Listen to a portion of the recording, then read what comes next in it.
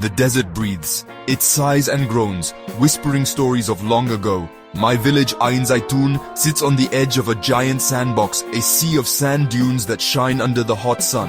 Life here is easy, following the sun and the little rain we get. We are people of the oasis, our lives tied to the precious water that keeps us alive. But even in this peace, there's a worry. A tension hangs in the air, carried on the desert wind. It whispers of Djinn, spirits of fire and air, who wander the sands. They are very powerful, both feared and respected. Our elders tell us to never say their names out loud, so we don't get their attention.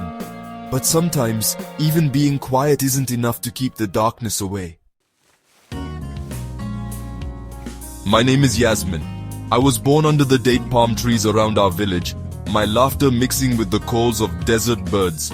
My father, a man with wrinkles and eyes as deep as the wells, taught me to read the stars and listen to the desert's whispers. My mother, her hands knotted from years of weaving beautiful rugs, filled my childhood with stories of brave people and old magic. They taught me to respect the desert, to be afraid of its power, and to never, ever go near the ruins half buried in the dunes. Past the shimmering horizon, swallowed by the moving sands, lies Qaliat al-Ruh, the castle of spirits. They say it was once a strong fortress, built by a forgotten sultan who wanted to live forever. He made a deal with a powerful Djinn, trading his soul for never-ending life. The Djinn, angry at the sultan's greed, cursed the fortress, trapping his soul inside forever.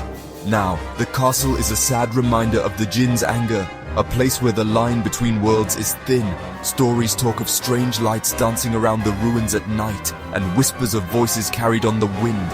Some say the Sultan's sad soul still walks the ruins, looking for a way out of his forever prison. The worry started small.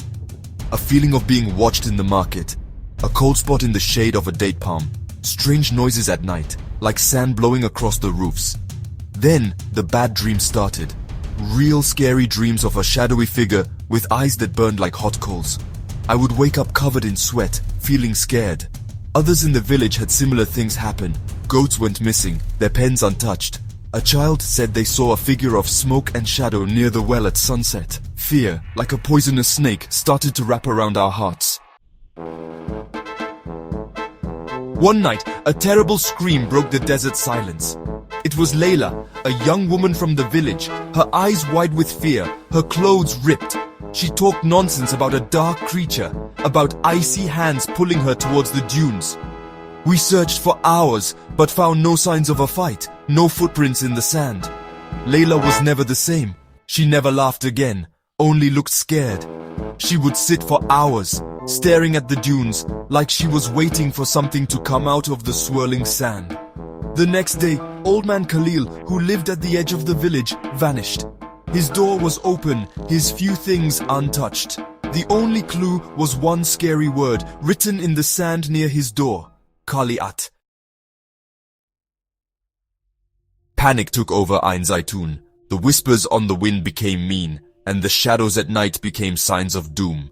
It seemed the Djinn had come to our village. Fear changed friendly faces into masks of suspicion. Neighbors who once shared food and stories now looked at each other with distrust. The Imam led prayers for protection, his voice shaking as he read from the Quran. But even faith felt weak against the growing darkness. My father, his face full of worry, put iron bars on our door and hung protective charms over every window. At night, we huddled together, listening to the wind howl through the palm trees, afraid of hearing another scream. One by one, people started to disappear. Driven by terror, a group of us decided to run away, to find safety in a faraway town, away from the Djinn. We left in the middle of the night, our hearts beating fast. As we walked through the dunes, the wind seemed to laugh at our fear, blowing sand in our faces. Suddenly, a horrible shriek cut through the night. We turned to see Omar, our strongest young man, pulled screaming into the darkness by something we couldn't see. Terror made us run faster. We ran until we fell down, our lungs burning, our throats dry. When the sun finally came up, painting the dunes orange and gold, we were the only ones left. We reached the town, a safe place with busy streets and new faces. We told our story, but even as we spoke, the words sounded empty, like a bad dream. People felt sorry for us. Some didn't believe us, and some were scared like we were. The disappearances in Ain Zaitoun became a scary story, whispered around campfires and in crowded markets. Some said it was just everyone being crazy from the desert heat. Others believed, their eyes wide with the same terror I felt. But I knew the truth. I carried the memory of that night, the screams, the cold touch of the wind. I knew that in the desert, the Djinn was still free. Years have gone by, but the desert still comes to me in my dreams. I see the swirling sand, the ruins of Qaliat al-Ruh against the setting sun, and I hear the whispers, soft but strong, carried on the wind.